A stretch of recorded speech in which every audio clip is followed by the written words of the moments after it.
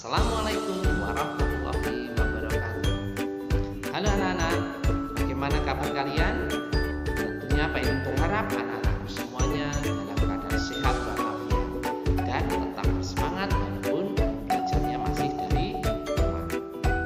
Anak-anakku semuanya, sebelum kita menyaksikan video pelajaran kali ini, seperti biasa kita awali dengan berdoa supaya kita diberi kemudahan dan pemahaman dalam belajar.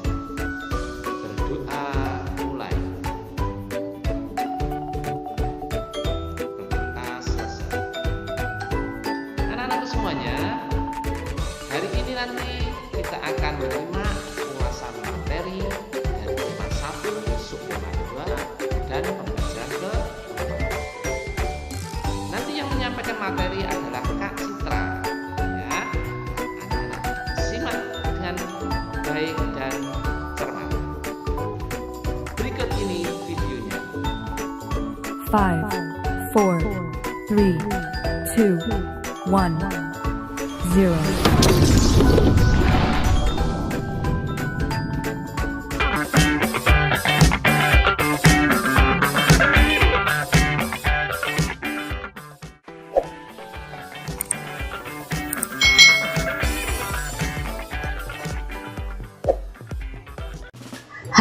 Hai, selamat datang di channel YouTube Kak Citra. Hari ini kita akan melanjutkan pembelajaran kita di mata pelajaran tematik kelas 6. Nah, kita belajar di tema 1, subtema 2, pembelajaran yang keempat. Mari kita belajar bersama-sama. Ikan bandeng merupakan ikan pangan yang terkenal di Asia Tenggara. Ikan ini banyak dikenal orang sebagai ikan air tawar. Habitat asli ikan bandeng sebenarnya di laut, tetapi ikan ini dapat hidup di air tawar maupun di air payau. Pernahkah adik-adik makan ikan bandeng? Rasanya enak ya adik-adik ya.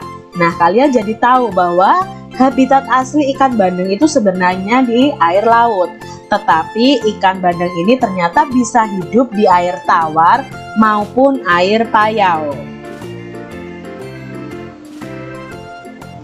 Ikan bandeng asap merupakan salah satu oleh-oleh yang dapat ditemui di daerah Sidoarjo, Jawa Timur.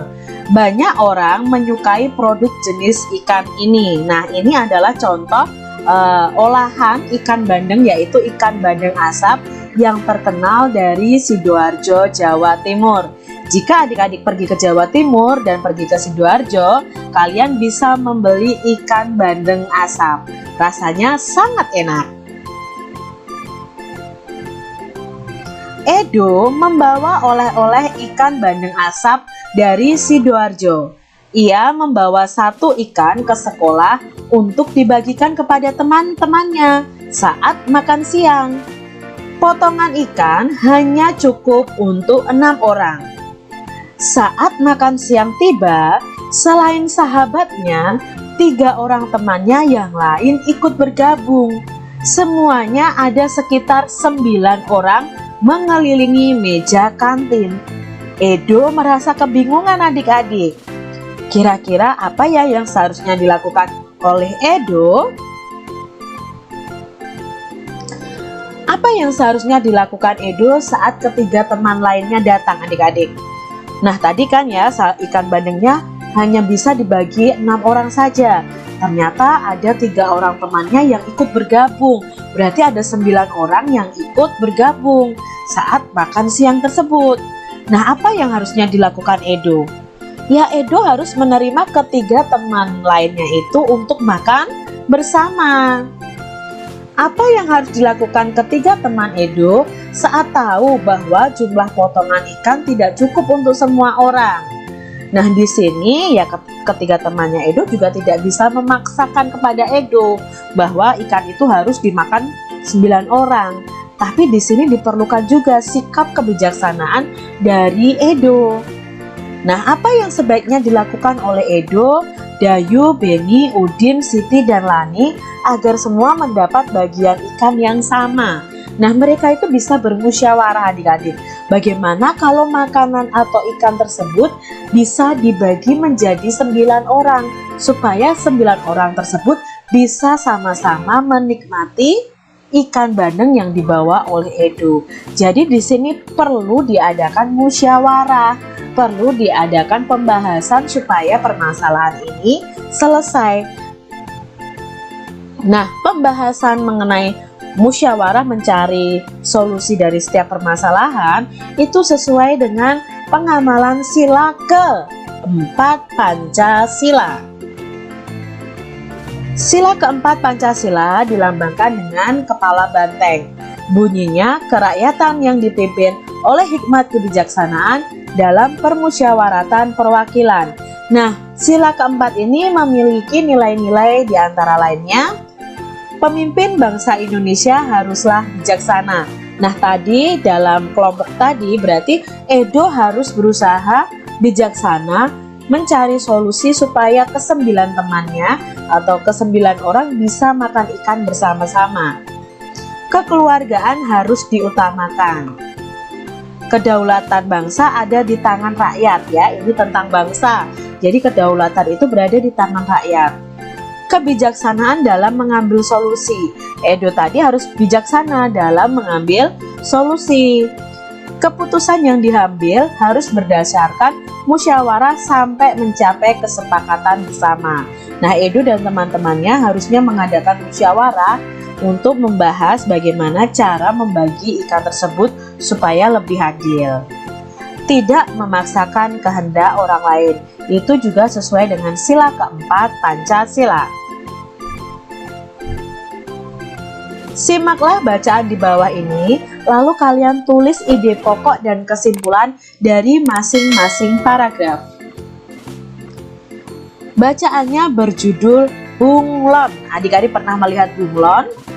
Ya, yuk kita baca. Apa informasi yang bisa kita dapat dari bacaan ini? Bunglon adalah hewan reptil sejenis kadal kecil yang biasa hidup di pohon. Tampilannya mirip hewan purba. Bunglon jantan biasanya mempunyai tanduk, sirip, dan gelambir leher. Bunglon memiliki kemampuan untuk mengubah warna kulitnya. Bunglon tidak bisa berubah kulit ke semua warna, hanya ke warna-warna tertentu saja. Nah, bunglon ini adik-adik adalah hewan mimikri. Apa itu hewan mimikri? Hewan mimikri itu hewan yang bisa mengubah warna kulitnya sesuai dengan warna yang ada di lingkungannya.